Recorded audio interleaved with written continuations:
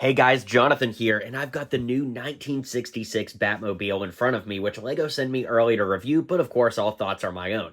This comes out on October 1st for $150, and it's 20 inches from bumper to fender. This is an incredible build. I really love it, and I have to tell you, I never thought that LEGO was actually going to make something like this, just because of all the unique contouring and shaping to this. It's just incredible. Speaking of incredible, it's over 1,800 pieces for only $150, and while right off the bat my biggest gripe is that we only got one minifig with it, it is still incredibly cool to be able to get this finally at scale. It makes me feel like any Batmobile is now possible to get as a set someday, which of course is very exciting, and with that being said, let's start getting into the review.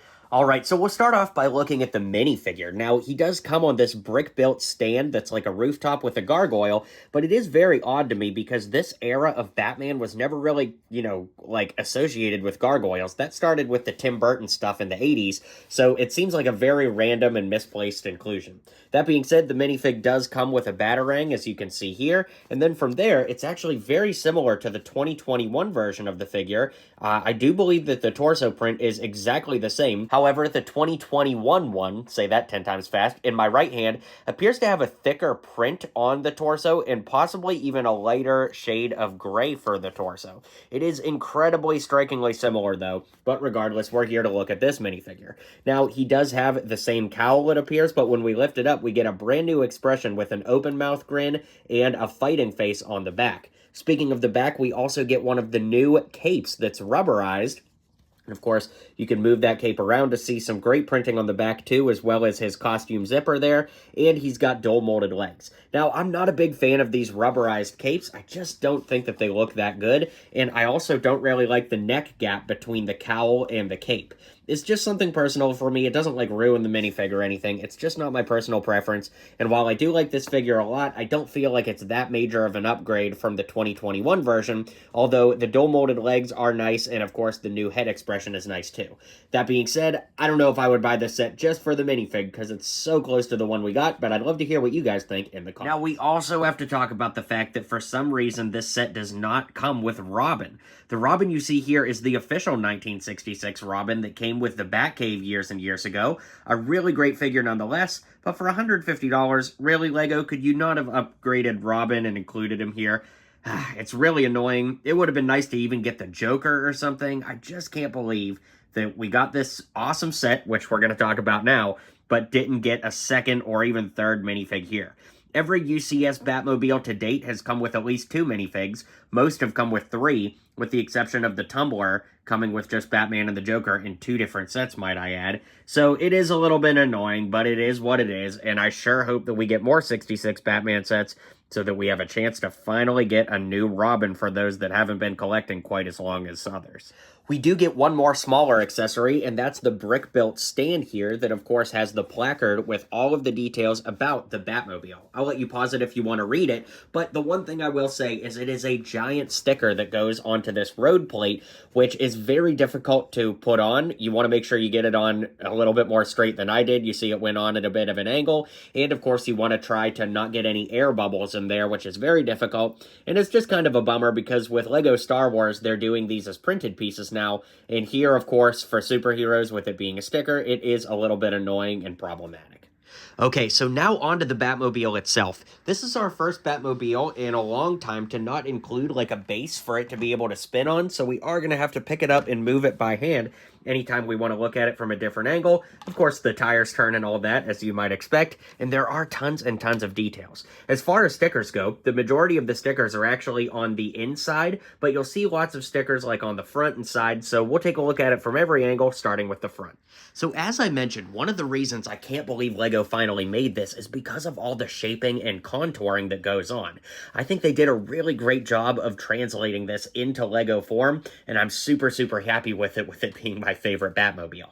Now, that being said, you can see these Bat Ray stickers and the gas stickers here, That's somewhat accurate to the show. Certain Batmobiles that you'll see out there that are like replicas or different versions from the show will sometimes have the logos there and sometimes not. The beautiful thing about Lego is if you don't want those there, then just don't put the stickers on. In fact, for me, I'm actually probably going to take off several of the stickers after this review, just because, you know, in my mind, it didn't have the Bat Ray stickers there the way that I remember it. But if you look it up online, you'll see lots of different, you know, variations and versions. So that's quite cool. If you look at the nose here, we'll kind of move the camera in a second, but this is actually built at an angle, which is quite cool. And then, of course, underneath, the way that they did the contouring of the front is absolutely incredible and a 10 out of 10 in my book.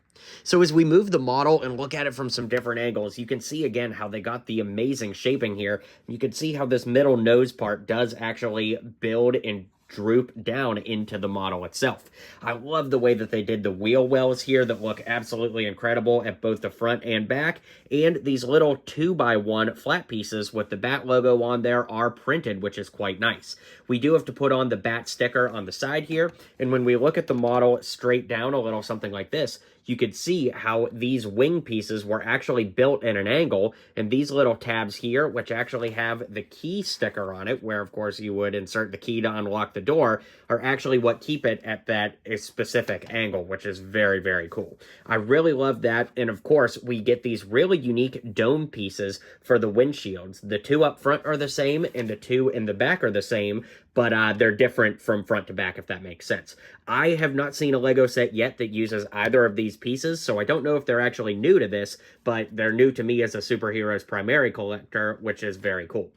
Up top here, you can see we have some lights and things like that, as well as the bat turn lever, the emergency bat turn lever, that is, which is quite cool. We have the little radar up front, and then when we move to the back, we have these exhaust pipes, as well as the very cool little antenna here, and the entire back opens up to reveal the mobile crime computer, which is super accurate to the show, and you can see in the bottom there are some stickers that have all of the cables laying around, which is quite cool. Looking at the back of the model, we've got stickers for the bat chute where they used these backpack pieces here for the model. I really like that. And then we also have nail spreaders on both sides. Once again, if you're watching the show, it's not 100% accurate to have everything labeled all the time, but it is very cool, especially just taking a quick glance. The bottom is very Technic heavy, as you can see, and of course all the wheels turn and everything is good there.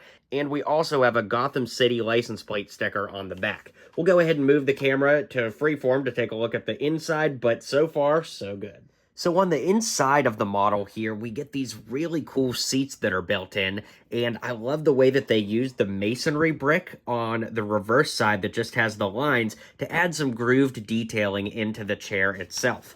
On the inside, we've got so many details on the dashboard, like the detectoscope, as well as the radio, and all of these stickers that really add a lot of life to the interior. I should also mention that the doors are non-existent, they don't open at all, but on the inside of the model, once again, there's lots of detail. In fact, if you look at the mileage of the set, there's a very cool Easter egg with 7632 going to the final number there, making up the set number for this set, which is very cool.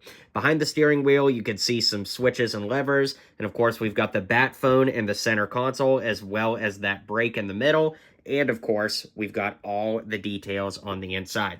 On the dash, you can see we've got a pre-GPS navigation there with the compass, as well as the start button, bat ram, and bat scanner stickers all in there ready to go. So they definitely added a lot of detail to the interior, which I love, and I think that they got all of the shaping down perfectly across the entire model. All right, guys, well, this set is not without its faults, but that $150 price tag is really a saving grace. I truly cannot believe how great of a build this is for that price, and of course, with this being my all-time favorite Batmobile, I am just so excited to have this in my collection. The only question now is, where on earth am I going to put it? But those are fun problems to have, so thank you to LEGO again for sending this my way. Be sure to let me know what you guys think in the comments, and I'll see you guys on the next video.